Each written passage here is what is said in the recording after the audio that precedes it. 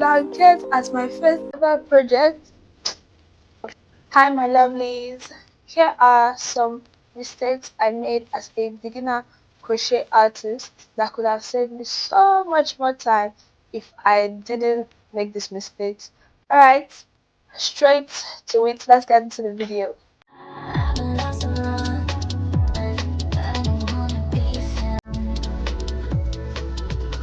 I have what I want to say written down here, so you're going to see me looking down at my book a lot, so just ignore that. So, starting off with point number one, I started with black yarn. I cannot even, there was no reason for it. I don't know what, like, I get that black yarn is a universal color, right? So you're like, oh, black goes with everything. Whatever I make, I can use it with anything. Don't do it. Don't do it. Your stitches are going to be so hard to see, and at some point you just get frustrated, and that can even make you just quit the whole thing because it will be so stressful. Don't do it. Just don't do it. Use you can use brown, you can use dark brown, light brown, you can use nude colors. If you don't use white either. It gets that easily, so don't use white.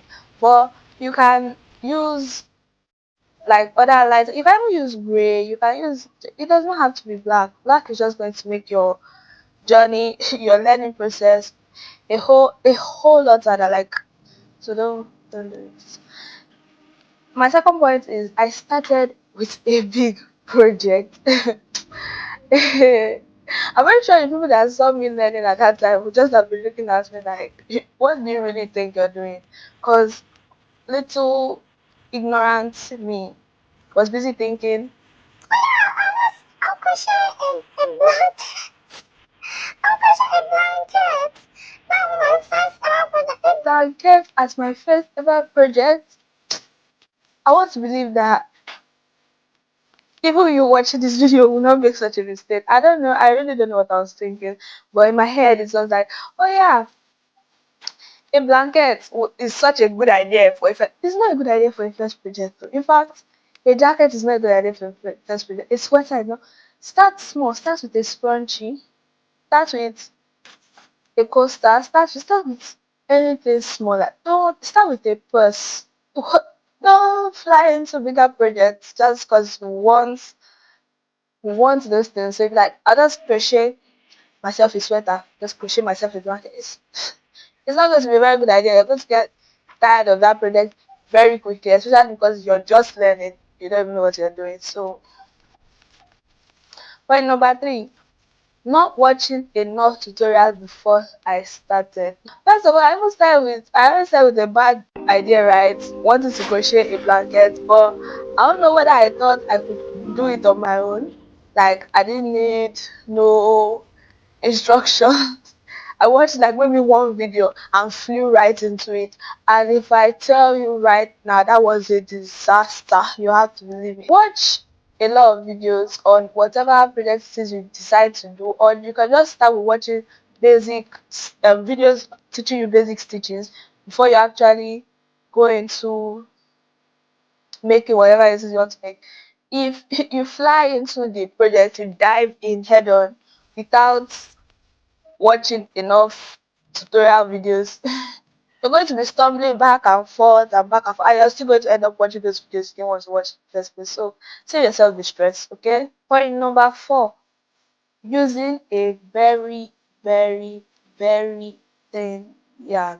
I don't if you're in Nigeria, right? If you're a Nigerian crochet artist, you probably use yeye wool or no yeye wool, and you know how thing that is. For my non-Nigerian viewers, it's basically like fingering yarn.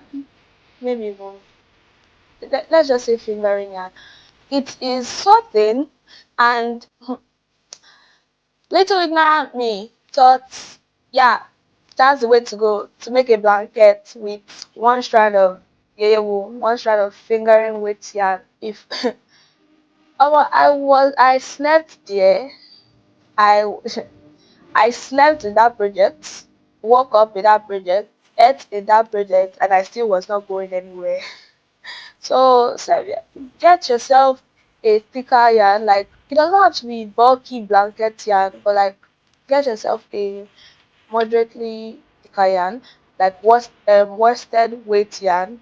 Or if you're in Nigeria and you don't want to buy foreign yarn, you can just get yeye wool and double the strands, like using two balls at the same time, using two balls at the or using the two ends of one ball to double the strand and crochet from there. Because if you're going to sleep there, you're going to get tired and you're going to quit very quickly unless you have some burning passion like I did.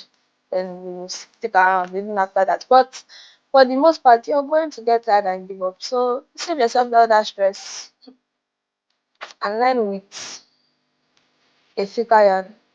Yeah. Point number 5 is not learning with my dominant hand. Okay, so I'm a left-handed person, so I'm a left-handed crocheter. And at the beginning of my crocheting journey, the tutorials I was watching were for right-handed people, and I had not learned, like I had not really learned it enough on my own, like as a left-handed person, to be able to translate right-handed tutorials to my left-handed technique. So I was just stumbling through things. If you're a left-handed crocheter like me, then you can just, if you want to search up a tutorial, you can just search up the name of the tutorial and add left-handed or like to the beginning. Like if you want to search up how to do basic stitches, you can just search up basic stitches for left-handed people. That will save you a whole lot of time. So like save yourself stress and learn with your dominant hand. Learn with if you're right-handed. For right-handed people it's easier, but if you're left-handed like me, it's going to be quite a bit of a struggle, but it's still worth it. So there are a lot of left-handed tutorials, not a lot, but there are a few left-handed tutorials on TikTok, especially when it comes to learning basic stitches. So learn with those ones. Don't stress yourself out by learning with right-handed methods when you don't know what you're doing yet. Number 6 is making it a business after only learning the basic stitches. I had not even got, in fact, got those basic stitches. I had barely perfected the basic stitches when I decided to dive into creating a business with those basic stitches.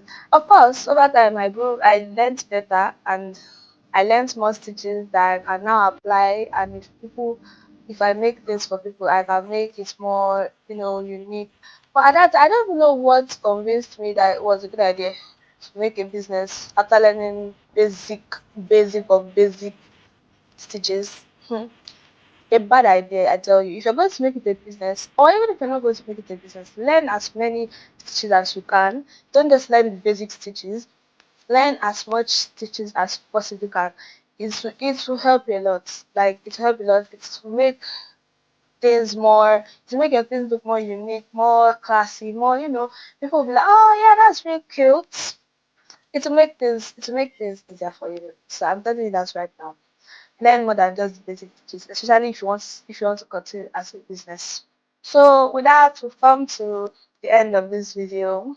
Those are the worst mistakes I made as a beginner crocheter. So you don't have to make the same mistakes. It saves you a whole lot of time. I hope you were able to gain a few things from this video. And with that, we've come to the end of the video. Thank you very much for staying until the end. Please like, subscribe, and turn on post notification so that you'll get notified when I post other videos. Thank you very much.